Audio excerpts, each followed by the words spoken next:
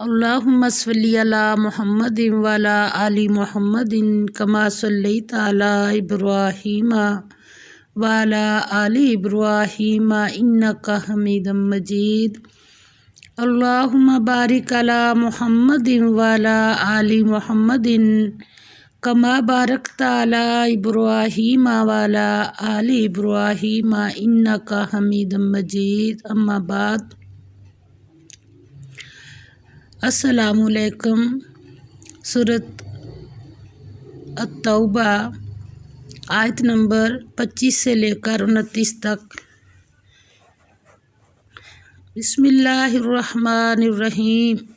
لقد البتہ تحقیق نصرکم مدد دی تمہیں اللہ نے فی مواطن میدانوں میں یا جنگ کے موقعوں پر کثیرۃ بہت سے و یوم اور دن حنین کے اذ جب اعجبتکم خوش ہوئے تم غرہ تھا تمہیں کثرتکم اپنی کثرت پر فلم تغنی پس اس نے نہ فائدہ دیا عنکم تمہیں شیئن کچھ بھی وضاقت اور تنگ ہو گئی علیکم تم پر الارض زمین بما رحبت باوجود اپنی فراغی کے ثم پھر ولیتم پھر گئے تم مدبرین پیٹھ پھیر کر۔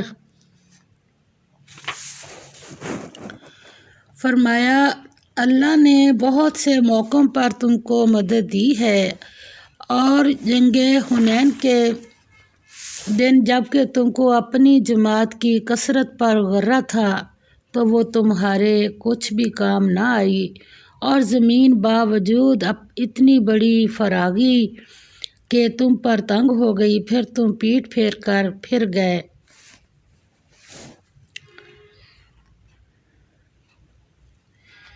جنگ حنین کا اس آیت میں تذکرہ ہے۔ فتح مکہ 8 ہجری کے بعد قبیلہ حوازن اور ثقیف نے دیگر قبائل سے مل کر مسلمانوں پر حملہ کرنے کا ارادہ کیا تو حضور صلی اللہ علیہ وسلم مکہ سے نکلے اور حنین نامی وادی میں مقابلہ ہوا۔ اس جنگ میں مسلمانوں کی تعداد 3 گنا تھی، لہٰذا مسلمانوں کو کثرت تعداد نے گھمنڈ میں مبتلا کر دیا۔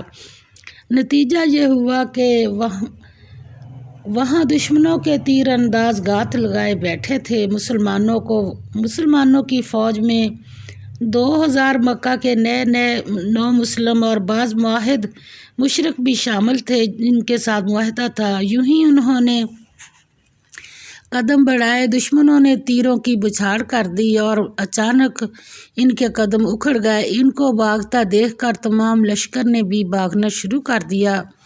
قریب تھا کہ شکست ہو جائے، لیکن اللہ نے حضور صلی اللہ علیہ وسلم کے قلب مبارک کو سکون و قرار کی روح سے معمور کر دیا۔ حضور صلی اللہ علیہ وسلم نے حضرت عباس کو حکم دیا کہ اصحاب سمرہ کو پکاریں، یعنی صلح حدیبیہ کے موقع پر بیعت رضوان کرنے والوں کو۔ ان کی ندا جیسے ہی گونجی تو ہمت و شجاعت کی نئی لہر سب کے دلوں میں دوڑ گئی، پھر لوٹ کر اس بے جگری سے حملہ کیا کہ دشمنوں کے قدم اکھڑ گئے۔ یہ حادثہ مسلمانوں کو اللہ کی طرف سے بطور تادیب کے تھا کہ وہ کثرت تعداد کو کامیابی کی بنیاد نہ سمجھ لیں۔ بلا شبہ کثرت تعداد بھی فتح مندی کی علامت ہو سکتی ہے، لیکن صرف اسی سے فتح حاصل نہیں ہو سکتی۔ اصل چیزوں کی استعداد مضبوطی ہے، اور اگر اللہ پر بھروسہ موجود ہو تو مٹھی بھر انسان کثیر تعداد پر غالب آ سکتے ہیں۔ فرمایا اللہ نے بہت سی جنگوں میں تمہیں نصرت سے نوازا، حالانکہ تم بہت قلیل تھے اور ڈرتے تھے کہ کامیابی نہ ہوگی۔ پھر حنین کے دن بھی فتح مندی سے ہمکنار کیا جبکہ تمہیں اپنی کثرت تعداد پر غرہ تھا، لیکن کثرت نے تمہیں کوئی فائدہ نہ دیا۔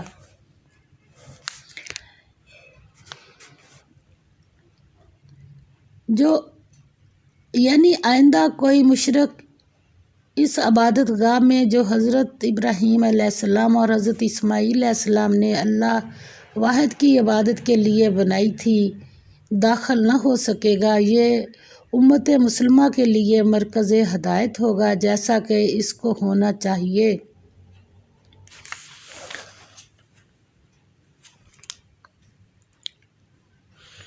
ثم پھر انزلہ نازل کی اللہ نے سکینتہ تسکین اپنی علی رسولہ اپنے رسول پر وعلی المؤمنین اور مومنین پر وانزل اور اتارے جنوداً لشکر لم تروہا نہیں دیکھا تم نے انہیں وعذب اور عذاب دیا الذین ان لوگوں کو جو کافر تھے وذالک اور یہی جزاء سزا ہے الکافرین کافروں کی ثم پھر یتوب توبہ قبول کرے گا اللہ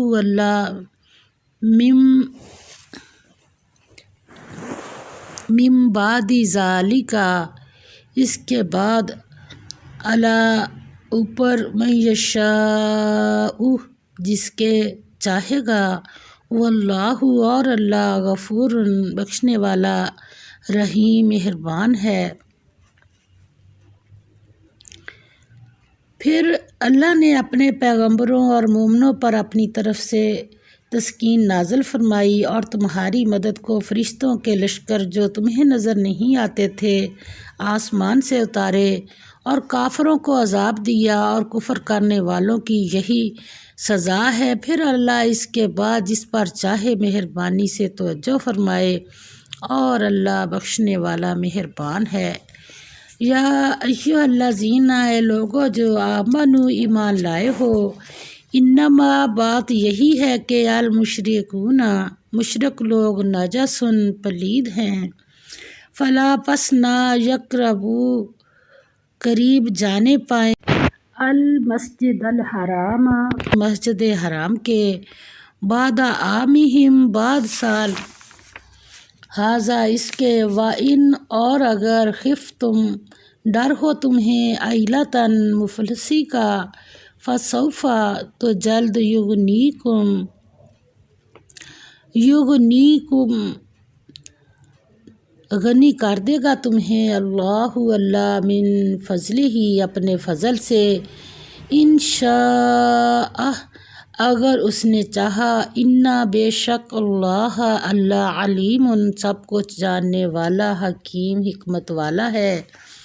قاتلو جنگ کرو الذین لوگوں سے جو لا یؤمنون ایمان نہیں لاتے باللہ اللہ پر ولا اور نہ بالیوم الآخر روز آخرت پر ولا اور نہ یحرمون حرام سمجھتے ہیں ما جن کو حرام کیا اللہ نے ورسولہ اور اس کے رسول نے ولا اور نہ یدینون اختیار کرتے ہیں دین الحق دین حق کو من الذین ان لوگوں میں سے جنہیں اوتو دی گئی الکتاب کتاب حتیٰ یہاں تک کہ یؤتو وہ دیں الجزیۃ جزیہ دن اپنے ہاتھ سے وہم اور وہ صاغرون ذلیل ہو کر یا پست ہوں۔ فرمایا مومن و مشرک تو پلیت ہیں تو اس برس کے بعد وہ خانہ کعبہ کے پاس نہ جانے پائیں، اور اگر تم کو مفلسی کا خوف ہو تو اللہ چاہے گا تو تم کو اپنے فضل سے غنی کر دے گا، بے شک اللہ سب کچھ جانتا اور حکمت والا ہے۔ جو لوگ اہل کتاب میں سے اللہ پر ایمان نہیں لاتے اور نہ روز آخرت پر یقین رکھتے ہیں اور نہ ان چیزوں کو حرام سمجھتے ہیں جو اللہ اور اس کے رسول نے حرام کی ہیں، اور نہ دین حق کو قبول کرتے ہیں تو ان سے جنگ کرو یہاں تک کہ ذلیل ہو کر اپنے ہاتھ سے جزیہ دیں۔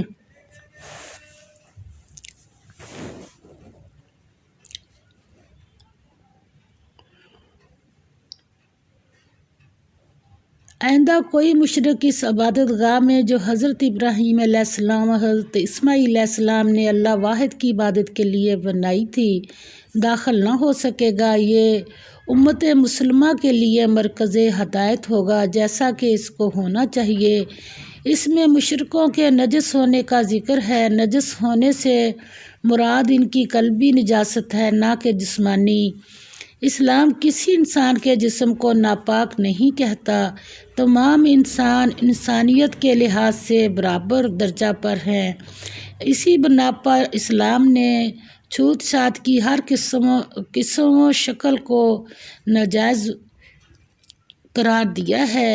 ابتدا میں حضور صلی اللہ علیہ وسلم نے یہودیوں اور مشرکوں سے ہر طرح کے معاشرتی روابط رکھے، کھانے کی دعوتوں میں شریک رہے، حتیٰ کہ انہیں مسجد کے اندر ٹھہرانا ثابت ہے۔ بلا اتفاق یہ حکم صرف بیت اللہ سے تعلق رکھتا ہے۔ عام مساجد میں غیر مسلموں کے لیے کوئی شرعی قباحت نہیں۔ چنانچہ حضور صلی اللہ علیہ وسلم نے یمن کے عیسائیوں اور طائف کے مشرکوں کو اپنی مسجد میں ٹھہرایا۔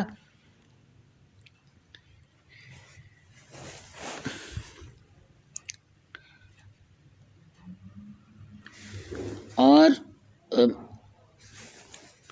عرب کے یہودیوں اور شام کے عیسائیوں کے خلاف جہاد کا حکم دیا، اور یہی آیت جزیہ کے سلسلہ میں اصل بنیاد کی حیثیت رکھتی ہے۔ جزیہ بدل ہے اس امان کا، امان یعنی حفاظت کا، جو ذمیوں کو اسلامی حکومت میں عطا کی جائے گی۔ نیز یہ علامت ہے اس کی کہ یہ لوگ تابع امر بننے پر راضی ہو جائیں۔ ہاتھ سے جزیہ دینے کا مطلب یہ ہے کہ مطیعانہ طریقے سے جزیہ دیں اور چھوٹے بن کر رہیں، یعنی زمین میں بڑے وہ نہ ہوں گے بلکہ مسلمان بڑے ہوں گے جو خلافت الہی کی خدمات انجام دے رہے ہیں۔ ابتدا یہ حکم یہود و نصارہ سے متعلق تھا۔ بعد میں حضور صلی اللہ علیہ وسلم نے مجوس سے جزیہ لے کر ان کو ذمہ بنایا۔ اس کے بعد صحابہ کرام رضی اللہ تعالیٰ عنہ نے بلا اتفاق بیرون ملک تمام قوموں پر اس حکم کا اطلاق کیا۔ یہ جزیہ حقیقت میں اس آزادی کی قیمت ہے جو انہیں اسلامی حکومت کے تحت اپنی گمراہیوں پر قائم رہنے کے لیے دی جاتی ہے۔ اس قیمت کو اس صالح نظام حکومت کے نظم و نسق پر صرف ہونا چاہیے جو انہیں اس آزادی کے استعمال کی اجازت دیتا ہے اور ان کے حقوق کی حفاظت کرتا ہے۔ وآخر دعوانا اللہ تعالیٰ ہمیں صحیح پڑھ کر صحیح عمل کی توفیق عطا فرمائے۔ وآخر دعوانا ان الحمد للہ رب العالمین، آمین۔